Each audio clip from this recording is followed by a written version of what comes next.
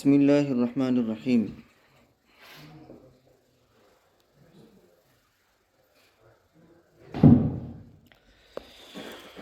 الحمد للہ نحمده ونستعینه ونستغفره ونعوذ باللہ من شرور انفسنا ومن سیئات اعمالنا، من يهده الله فلا مضل له ومن يضلله فلا هادي له، ونشهد ان لا اله الا الله وحده لا شريك له، ونشهد ان سيدنا ومولانا محمدا عبده ورسوله صلى الله عليه وعلى آله واصحابه وبارك وسلم تسليما كثيرا كثيرا. اما بعد فاعوذ بالله من الشيطان الرجيم، بسم الله الرحمن الرحيم. ولئن أذقنا الإنسان منا رحمة ثم نزعناها منه إنه ليئوس كفور. ولئن أذقناه نعماء بعد ضراء مسته ليقولن ذهب السيئات عني إنه لفرح فخور. إلا الذين صبروا وعملوا الصالحات أولئك لهم مغفرة وأجر كبير. فلعلك تارك بعض ما يوحى إليك وضائق به صدرك أن يقولوا لولا أنزل عليه كنز أو جاء معه ملك إنما أنت نذير والله على كل شيء وكيل. أم يقولون افتراه قل فأتوا بعشر سور مثله مفتريات وادعوا من استطعتم من دون الله إن كنتم صادقين. فإن لم يستجيبوا لكم فاعلموا أنما أنزل بعلم الله وأن لا إله إلا هو فهل أنتم مسلمون. آمنت بالله صدق الله مولانا العظيم وصدق رسوله النبي الكريم ونحن على ذلك لمن الشاهدين والشاكرين والحمد لله رب العالمين. قابل احترام بزرگ اور عزیز دوستو، سورہ ہود کی آیت نمبر 9 سے لے کر کے 14 تک پڑھی گئی ہیں. پہلی دو آیتوں کو دیکھتے ہیں.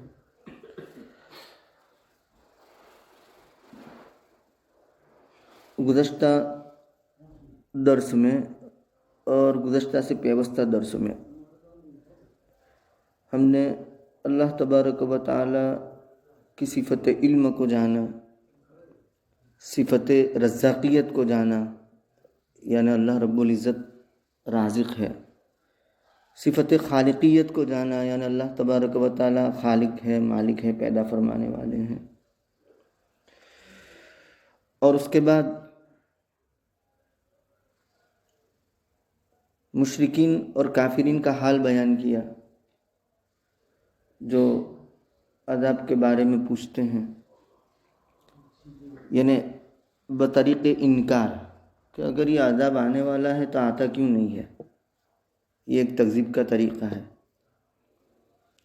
تو وہاں اللہ تبارک و تعالیٰ نے یہ فرمایا کہ جب آئے گا تو کوئی ہٹا نہیں سکے گا.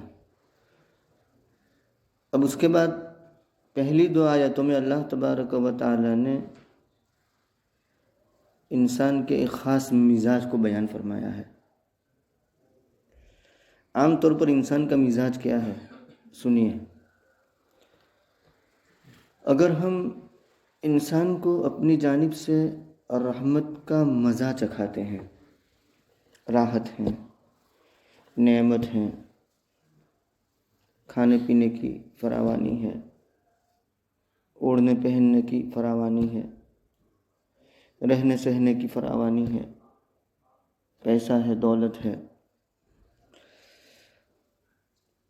پھر ہم اس رحمت کو اپنی جانب سے یعنی یا اس سے کھینچ لیتے ہیں، یعنی اس کو جو نعمتیں دی تھی اب اس سے کھینچ لی، چھین لی. نعمتوں کے چھینے جانے سے بھی اللہ تبارک و تعالیٰ کے پاس پناہ مانگنی چاہیے. ہمارے نبی کی دعاؤں میں یوں آتا ہے، اللہم انا نعوذ بک من زوال نعمتی. اے اللہ ہم تجھ سے پناہ مانگتے ہیں نعمت کے زائل ہو جانے سے۔ اللہم لا تنزع منا صالح ما اعطیتنی، یہ نزانا ہی سے ہے لا تنزع۔ اے اللہ تو ہم سے مت چھین وہ بہترین نعمتیں، وہ نیک نعمتیں، وہ صالح نعمتیں جو تو نے ہمیں دی ہیں۔ لا تنزع منا صالح ما اعطیتنا۔ بہرکیف جب اس سے ہم اس رحمت کو کھینچ لیتے ہیں تو اس کا مزاج کیا ہے؟ یہ اس کی فطری کمزوری ہے، طبعی کمزوری ہے کہ مایوس ہو جاتا ہے اور ناشکری بھی کرنے لگتا ہے کہ بس گیا سب کچھ۔ اس وقت اس کی نظر صرف اور صرف موجودہ حالت پر رہتی ہے، وہ موجودہ حالت کا بندہ ہو کر رہ جاتا ہے۔ انسان اس بات کا خوگر ہے کہ وہ موجودہ حالت پر غور کرتا ہے، ماضی اس پر غور نہیں کرتا جب مصیبت آتی ہے تب۔ یعنی اس کو یہ دیکھنا چاہیے کہ پیچھے اللہ تبارک و تعالیٰ نے بہت سی نعمتیں دی تھی، اب چلی گئی تو صبر کرے، بھول جاتا ہے۔ مجھے یاد آیا اصلاحی خطبات میں مفتی تقی صاحب دامت برکاتہم نے اپنی ہمشیرہ محترمہ کا واقعہ نقل فرمایا۔ ان کے والد محترم مفتی اعظم پاکستان مفتی محمد شفیع صاحب رحمہ اللہ تعالی، ان کا تربیت کا ایک انداز تھا، بڑے لوگ تھے، بڑی باتیں ہیں۔ تو وہ فرماتے ہیں کہ ہماری ہمشیرہ اور بہن ایک مرتبہ کہنے لگی دانت کا درد اٹھا، داڑھ کا درد اٹھا، تو وہ کہنے لگی کہ یہ دانت بھی بڑی عجیب چیز ہے، آتے ہیں تب بھی پریشان کرتے ہیں، بہت درد ہوتا ہے، بچے کے دانت آتے ہیں تو روتا ہے نا، اس کو وہ جیل لگاتے ہیں اس کو راحت پہنچانے کے لیے، ریلیکس ہو جائے اس لیے، اور جاتے ہیں تب بھی یہ تکلیف پہنچاتے ہیں، دانت ٹوٹ جاتا ہے، داڑھ ہلنے لگتی ہیں، بودے ہو جاتے ہیں، دانت کمزور ہو جاتے ہیں، تو کبھی رات بھر نیند نہیں آتی، پوری رات جاگنا پڑتا ہے، ایسی داڑھ کا درد اٹھتا ہے۔ تو ان کی بیٹی یوں کہنے لگی کہ یہ عجیب، آتے ہیں تب بھی پریشان کرتے ہیں، جاتے ہیں تب بھی پریشان کرتے ہیں، آتے ہیں تب بھی درد دیتے ہیں، جاتے وقت بھی درد دیتے ہیں۔ حضرت مفتی شفیع صاحب رحمۃ اللہ علیہ نے فرمایا واہ بیٹی واہ واہ، پہلی حالت یاد رہی درد دینے والی، اور آخری حالت یاد رہی درد دینے والی۔ ان دو حالوں کے درمیان میں ان دانتوں سے مرغا مسلم، بریانی، نہاری، روٹی، چاول، کیا کچھ نہیں کھایا، حلوے پوری، کیا کچھ نہیں کھایا، وہ بھول گئی اور صرف تکلیف کی حالت یاد رہی۔ تو یہ انسانی مزاج ہے کہ جب وہ تکلیف میں ہوتا ہے تو وہ موجودہ حالت کا پرستش کرنے والا بن جاتا ہے، بس اسی پر اس کا فوکس ہوتا ہے، پیچھے کا بھول جاتا ہے، ماضی کا، مستقبل کا بھول جاتا ہے۔ تو کہا کہ وہ مایوس ہو جاتا ہے، ہوپلیس ہو جاتا ہے، کفور اور ناشکرہ بھی ہو جاتا ہے، یہ اس کا مزاج ہے، اور کیا۔ اور اگر ہم اس کو چکھائیں نعمت، راحت، اس تکلیف کے بعد جو اس کو پہنچی تھی، یعنی تکلیف کے بعد راحت آ گئی، تو راحت آنے کے بعد وہ کیا کہتا ہے؟ وہ ضرور کہتا ہے مجھ سے برائیاں دور ہو گئی، تکلیف دور ہو گئی، اور تکلیف دور ہو گئی اس کے بعد وہ کیا کرتا ہے؟ لفریحن، اترانے لگتا ہے، فخورن، بوسٹنگ کرتا ہے، فخر کرتا ہے، شیخی بگاڑنے لگتا ہے۔ اور جب تکلیف والی حالت چلی گئی اور نعمت والی حالت آ گئی، راحت والی حالت آ گئی، تو اس وقت تو وہ یہ سوچتا ہے کہ اب یہ حالت ہمیشہ رہنے والی ہے، چوہے جیسا دماغ، بالکل محدود۔ اب یہ حالت وہ یہ سمجھتا ہے کہ ہمیشہ رہنے والی ہے، حالانکہ بھول گیا کہ بھائی یہ وہی حالت ہے کہ اس حالت کے آنے سے پہلے ایک بری حالت بھی تھی، اللہ نے اس بری حالت کو دور کر دیا، لیکن وہ اس سے اوجھل ہو جاتی ہے، اور اس میں ایسا مگن ہو جاتا ہے، ایسا مست ہو جاتا ہے، ایسا مشغول ہو جاتا ہے، منہمک اور دیوانہ ہو جاتا ہے کہ وہ یہ بھول جاتا ہے کہ ابھی کچھ دیر پہلے، کچھ دنوں پہلے تو میری بری حالت تھی، تو ہو سکتا ہے کہ اللہ تبارک و تعالیٰ پھر سے ان نعمتوں کو چھین لے، تو اس وقت وہ شیخی بگاڑتا ہے، اس وقت وہ شکر ادا نہیں کرتا۔ تو اللہ تبارک و تعالیٰ نے کچھ لوگوں کا استثناء کیا، کامل مومنین کا، جو مستقل مزاج ہے، جن میں عجلت پسندی نہیں ہے۔ یہ سب عجلت پسند، ان کی طبیعت میں جلد بازی، کہ حالت آ گئی بس اسی پر ان کا دھیان ہے، پیچھے کا بھول گئے، آگے کا بھول گئے، اور اسی پر لگ گئے کہ کہاں میں پھنس گیا، کیسی مصیبت آ گئی، کیسی تکلیف آ گئی، یہ کیا ہو گیا۔ اس وقت تو چاہیے کہ وہ صبر کرے، صبر سے کام لے، لیکن نہیں، ناشکری کرتا ہے، مایوس ہو جاتا ہے کہ اب کیا ہوگا۔ اور کبھی کبھی تو ایسے کلمات زبان سے نکلتے ہیں کہ جو کفر تک پہنچا دے، کہ میں ہی ملا اس آزمائش کے لیے، الیاذ باللہ۔ اور جب راحت آ جاتی ہے تو تکلیف والی حالت کو بھول جاتا ہے اور اترانے لگتا ہے، شیخی بگاڑنے لگتا ہے، اور یوں سمجھتا ہے کہ بس یہ حالت ہمیشہ رہے گی۔ مگر وہ لوگ جو مستقل مزاج ہے، صبر کرنے والے ہیں اور نیک کام کرتے ہیں، وہ اس سے مستثنیٰ ہے، وہ اس سے نکلے ہوئے ہیں، کہ وہ عجلت پسند نہیں ہے۔ ان کی صفت کیا ہے؟ ان کی صفت یہ ہے کہ جب تکلیف آتی ہے راحت کے بعد تو وہ صبر کرتے ہیں، اور راحت کے بعد، تکلیف کے بعد راحت آتی ہے تو وہ شکر کرتے ہیں، شکر کا دامن تھامتے ہیں، صبر کا دامن تھامتے ہیں، نا امید نہیں ہوتے، شیخی نہیں بگاڑتے، دوسرے لوگوں کو حقیر نہیں سمجھتے۔ نعمت آنے کے بعد لوگ دوسروں کو حقیر سمجھنے لگتے ہیں کہ میرے پاس تو یہ ہے، اس کے پاس یہ نہیں ہے۔ جن کے پاس نعمتیں نہیں ان کو وہ چھوٹا سمجھتے ہیں، ان کو کسی خاطر میں نہیں لاتے، انڈر ایسٹیمیٹ کرتے ہیں، بری حالت ہے۔ مگر وہ لوگ جو مستقل مزاج ہیں اور نیک کام کرتے ہیں، صبروں میں تمام گناہوں سے بچنا آ گیا، کیونکہ صبر یصبرو کا حقیقی معنی ہے اپنے آپ کو روکے رکھنا۔ روکے رکھنا کس سے؟ ویسے صبر کی 3 قسمیں ہیں، صبر علی المصائب، صبر علی الطاعات، صبر عن المعصیت۔ صبر علی المصائب کیا؟ تکلیف آ گئی، مصیبت آ گئی، اس پر صبر، یہ صبر علی المصائب ہوا۔ صبر عن المعاصی کیا؟ تو کہا کہ گناہ سے روکے۔ جی چاہتا ہے کہ لڑکی کو گور گور کے دیکھوں، لیکن اپنے آپ کو روکتا ہے۔ جی چاہتا ہے کہ شراب پیوں، لیکن اپنے آپ کو روکتا ہے۔ جی چاہتا ہے کہ غیبت کروں، لیکن اپنے آپ پر کنٹرول کرتا ہے۔ جی چاہتا ہے کہ چوری کروں، لیکن اپنے آپ پر کنٹرول کرتا ہے۔ تو باندھ رکھنا اپنے آپ کو، گناہوں سے اپنے آپ کو روکنا، یہ ہوا صبر عن المعاصی۔ اور دوسرا ہے صبر علی الطاعات۔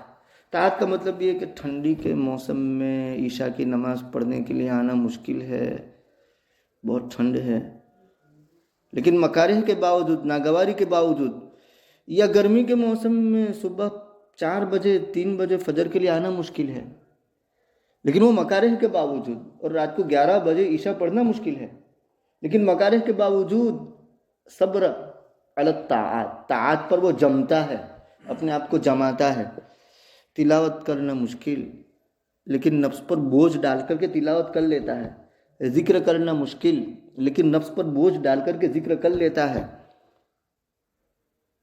حسن اخلاق سے پیش آنا مشکل، لیکن بوجھ ڈال کر کے حسن اخلاق سے پیش آتا ہے۔ تو یہ صبر علی الطاعات ہوا۔ بہرکیف یہاں صبر کے اندر تمام معاصی سے بچنا، اور اعمال الصالحات میں تمام اوامر کو بجا لانا۔ تو خلاصہ یہ نکلا کہ جو ڈوز اور ڈونٹس، یعنی منہیات اور مأمورات، اس کو بجا لاتے ہیں، منہیات سے بچتے ہیں، مأمورات کو بجا لاتے ہیں، وہ اس سے الگ ہیں۔ اب ایسے لوگوں کے لیے صلہ کیا ہے؟ اولئک لہم مغفرۃ، ایسے لوگوں کے لیے بخشش ہے، یعنی اللہ کی جانب سے ان کے گناہ بخش دیے جائیں گے، اور اجر کبیر ہے، بہت بڑا ثواب ملے گا۔ اللہ کتنے بڑے! اللہ اکبر! اذان کے شروع میں 4 مرتبہ کہتے ہیں، 4 دانگ عالم، یعنی ایسٹ میں، ویسٹ میں، ساؤتھ میں اور نارتھ میں، ہر جگہ اللہ کا ڈنکا ہے، اس لیے 4 مرتبہ اللہ اکبر ہے اذان کے شروع میں، کہ مشرق سے مغرب تک اللہ، شمال سے جنوب تک اللہ، اس کے علاوہ کوئی نہیں، چاروں سمت میں اللہ کی ذات بڑی ہے۔ تو وہ اللہ اتنے بڑے ہیں، اور وہ یوں کہتے ہیں کہ ان کے لیے اجر کبیر ہے، تو اتنی بڑی ذات یوں کہے کہ اجر کبیر سے نوازوں گا، تو وہ کبیر، اجر کبیر بیونڈ آور ایمیجنیشن، ہمارے وہم و گمن میں نہیں آ سکتا وہ اجر کبیر کیا ہوگا۔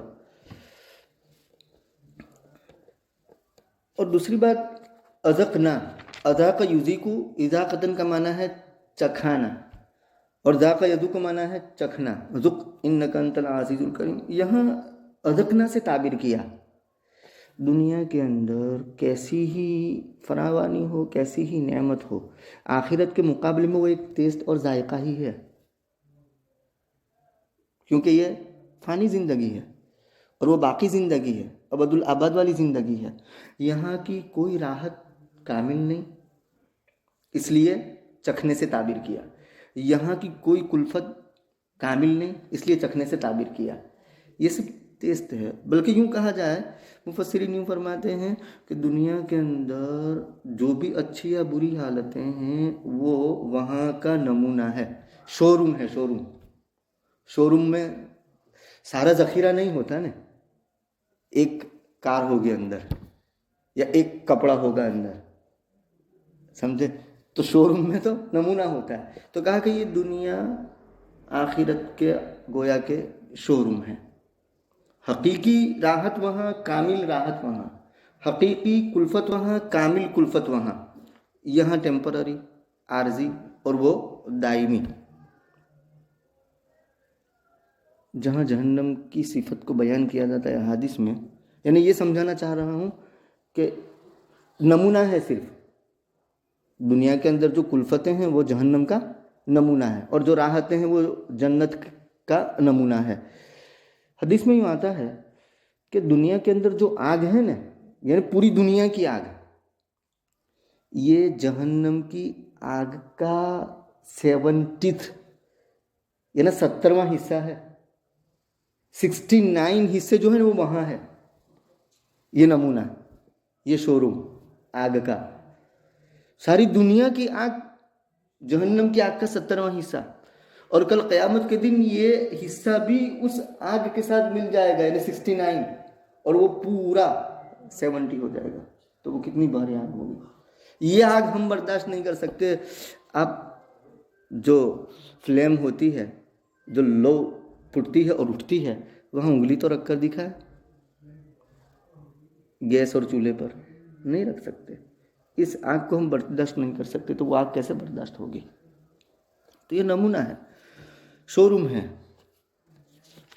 اس لیے اذاقت سے تعبیر کیا، چکھنے سے۔ راحت بھی چکھنا ہے بس اس آخرت کے مقابلے میں، کلفت بھی ٹیسٹ ہے، چکھنا ہے اس آخرت کے مقابلے میں۔ آگے کی آیت میں اللہ تبارک و تعالیٰ نے رسول اللہ صلی اللہ علیہ وسلم کے لیے تسلی کا مضمون نازل فرمایا۔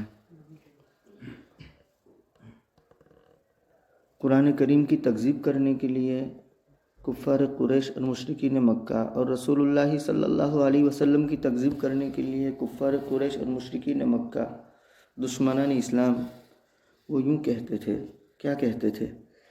کہ اگر آپ سچے نبی ہیں تو آپ کے ساتھ خزانہ کیوں نہیں نازل ہوتا؟ آپ کے ساتھ تو خزانہ ہونے چاہیے، سونے چاندی کے پہاڑ آپ کے ساتھ ہونے چاہیے تھے، یا آپ کے ساتھ فرشتے نازل ہوتے تو ہم آپ کی تصدیق کرتے۔ نہ خزانہ ہے، بھلا ان لوگوں نے نبوت کو بادشاہت پر قیاس کیا۔ نبوت کا خزانے سے کیا تعلق؟ نبوت کا خزانے سے کیا جوڑ؟ لیکن چونکہ انسان کی نظر مادیت پر ہوتی ہے، تو اس لیے کہتا ہے کہ خزانہ کیوں نہیں آیا آپ کے ساتھ، فرشتے کیوں نہیں نازل ہوئے آپ کے ساتھ۔ اور رہی بات قرآن کی، تو قرآن کو تو ہم اس لیے نہیں مانتے کہ اس قرآن کریم کے اندر ہمارے بتوں کی برائیاں بیان کی گئی ہے۔ تو انہوں نے مطالبہ کیا کہ بدل ہو، اس قرآن کے بدلے میں کوئی دوسرا قرآن لے آئی ہے جس میں ہمارے بتوں کی برائیاں نہ ہو، تو ہم مانیں گے۔ اب ظاہر بات ہے کہ ایسے مطالبات سے نبی کریم صلی اللہ علیہ وسلم دل تنگ ہوئے، ان کا دل تنگ ہوا، ان کو تکلیف ہوئی، تو اللہ کی جانب سے تسلی کا مضمون نازل ہوا، شاید آپ چھوڑ دے بازے اس چیز کو جو آپ کی طرف وحی کی جا رہی ہے۔ باز مایوہا کیا ہے؟ ما فیہ سب آلہتہم، ما فیہ سب آلہتہم، باز مایوہا وہ ہے کہ جس میں ان کے معبودان باطلہ کی برائی ہے۔ بھلا بت پرستی اور معصیت کو برا نہیں کہیں گے تو ہدایت کیسے سمجھ میں آئے گی؟ تو وہ کہتے کہ بت کو برا نہ کہو، بت پرستوں کو برا نہ کہو، تو ہدایت کیسے آئے گی؟ اب ان کے کہنے کی وجہ سے نبی ان کو ان کے حال پر بھی نہیں چھوڑ سکتے تھے، کیونکہ نبی رحمت للعالمین تھے، اور نبی صلی اللہ علیہ وسلم ان کے فرمائشی مطالبات بھی پورے نہیں کر سکتے تھے، کیونکہ نبی کے قبضہ قدرت میں معجزہ ہوتا نہیں ہے۔ نبی بھی معجزہ اس وقت بتاتا ہے جب اللہ رب العزت بتانا چاہتے ہیں، ورنہ نبی اپنی ذات کے اعتبار سے معجزہ دکھانے پر قادر نہیں ہے، اللہ چاہیں گے تو ہوگا۔ تو دو باتیں ہیں، ان کے کہنے کی وجہ سے دل تنگ ہوئے تو ان کو چھوڑ بھی نہیں سکتے کہ چلو چھوڑ دو، مرو، جو کرنا ہو وہ کرو، نبی ایسا بھی نہیں کر سکتے کیونکہ رحمت للعالمین ہے، اور وہ جو فرمائش کر رہے ہیں وہ بھی نہیں کر سکتے، وہ نبی کے لیے ممکن نہیں ہے، چھوڑنا بھی ممکن نہیں، ان کی فرمائش کا پورا کرنا بھی ممکن نہیں۔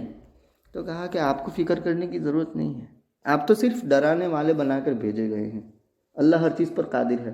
بھلا اللہ چاہتے اور مادی اسباب سے ہدایت کو متعلق کیا جاتا تو اللہ قادر تھے، اور اگر نہ بھی کیا جاتا اور اللہ چاہتے تو کسی کی کیا مجال ہے کہ اللہ رب العزت کی مرضی اور منشے کے عقیدے کے خلاف یا اس کے منشے کے عمل کے خلاف کوئی عمل کرے، کوئی عقیدہ رکھے؟ کوئی سوال ہی پیدا نہیں ہوتا۔ اللہ تبارک و تعالیٰ نے اس دنیا کو دارالامتحان بنایا ہے، اللہ تبارک و تعالیٰ دیکھنا چاہتے ہیں۔ شاید کہ آپ چھوڑ دے بازی اس چیز کو جو آپ کی جانب وحی کی جا رہی ہیں، اور آپ کا سینہ اس کی وجہ سے تنگ ہو، یہ کہ وہ کہیں، یعنی اس بات کے کہنے کی وجہ سے آپ کا سینہ تنگ ہو کہ کیوں آپ پر کوئی خزانہ نازل نہیں کیا گیا یا آپ کے ساتھ فرشتے نہیں آئے۔ نبی کو تسلی دی جا رہی ہے صلی اللہ علیہ وسلم کہ آپ تو ڈرانے والے ہیں۔ دیکھیے پیچھے جو نعمت اور کلفت اور راحت، تو وہاں بھی اللہ تبارک و تعالیٰ اس کو سمجھانے کے لیے نبی آئے، کتابیں آئیں، اور انہوں نے اللہ رب العزت کی جانب سے ان کو جو وحی کا علم دیا ہے اس کی روشنی میں سمجھایا کہ یہ حالات، یہ واقعات دنیا کے اندر آتے رہتے ہیں، انقلابات جہاں واعظ رب ہے سن لو، انقلابات جہاں واعظ رب ہیں سن لو، ہر تغیر سے صدا آتی ہے ففہم، ہر تغیر سے صدا آتی ہے ففہم۔ تو انبیاء کا سلسلہ جاری رکھا، کتابوں کا سلسلہ جاری رکھا ان کو سمجھانے کے لیے۔ تو اسی طریقے سے آخری اور فائنل نبی صلی اللہ علیہ وسلم، آپ ان کے کہنے کی وجہ سے اپنا فریضہ ہے اس میں کوتاہی نہ کیجیے۔ آپ جو بھی آپ کے حوالے کام کیا گیا ہے، ہدایت مطلب یہ ہے کہ ان کو سمجھانا، ہدایت کی باتیں بتانا، تعلیمات شرعی بتانا، آپ یہ کام کیجیے۔ انما انت نذیر، آپ صرف ڈرانے والے ہیں، اور اللہ ہر چیز پر قدرت رکھنے والے ہیں، اللہ ہر چیز پر وکیل ہیں۔ ام یقولون افترا، قرآن کریم کے بارے میں یہ لوگ یہ کہتے تھے کہ یہ قرآن تو گھڑ لیا ہے، بنا لیا ہے اپنی جانب سے، علیاذ باللہ۔ اللہ تبارک و تعالیٰ کی جانب سے چیلنج اور تحدی آئی۔ کیا چیلنج اور تحدی ہے؟ اے محمد عربی صلی اللہ علیہ وسلم، آپ فرما دیجئے کہ تم لے آؤ 10 صورتیں اس جیسی بنائی ہوئی، اور ایسا نہیں کہ تم اکیلے ہو، تم جسے چاہے بلا لو ایسی باتیں گڑھنے کے لیے، قرآن جیسا کلام بنانے کے لیے۔ وَدْعُوا مَنِ اسْتَطَعْتُم مِّن دُونِ اللَّهِ، اور تم پکارو یا بلاؤ جن کو تم چاہو اللہ کو چھوڑ کر اگر تم سچے ہو۔ یہ چیلنج تھا ان کو اور زیادہ عاجز کرنے کے لیے، اور زیادہ بے بس کرنے کے لیے، اور ان کی بے بسی اور عجز کو ظاہر کرنے کے لیے۔ سورہ بقرہ میں اس سے بھی کم کا چیلنج کیا گیا کہ چلو 10 صورتیں نہیں لا سکتے تو ایک صورت لاؤ. ان کنتم فی ریب مما نزلنا علی عبدنا فاتوا بسورۃ من مثلہ وادعوا شہداءکم من دون اللہ ان کنتم صادقین فإن لم تفعلوا، قرآن نے ببانگ دخل علی الاعلان کہہ دیا تم نے نہیں کیا، ولن تفعلوا، اور ہرگز تم نہیں کر سکو گے، تم لا ہی نہیں سکتے. بھلا اس کا مقابلہ کون کر سکتا ہے؟ ایسی فصاحت اور بلاغت سے بھرا ہوا کلام، ایسا کلام کون لا سکتا ہے؟ کیوں کوئی دنیا کا بندہ نہیں لا سکتا، کیونکہ یہ تو خالق کا کلام ہے.